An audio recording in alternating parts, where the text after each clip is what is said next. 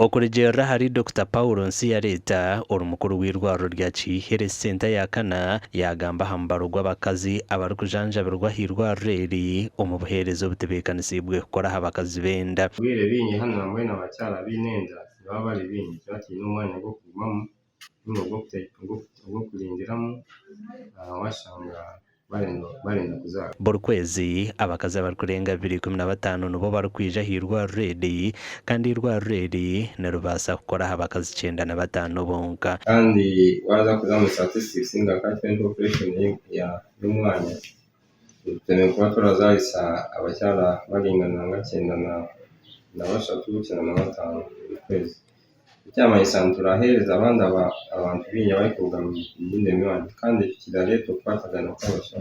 Let us remove them from our maternity. You are talking about male ward, feed ward, and female ward. We remove them and push them aside from our structure we are planning.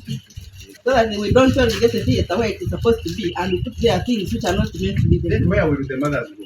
Ahabwe nshongeji James Ruji Kaberuka umnyishengero wa Chinchizo West yatayayirirwa redi okureba cyane cyorumo niyo etumire twaronde sente eziri kwika miliyoni 9 za kutandika hano maternity ward niyo twikiriza no kugira kuturagikore neza kubera muki so tureba ikindi kintu kiri kubasa kuyamba ampa niki amakuru agagasha kwa Hweza Wilfred ahabwa TV West.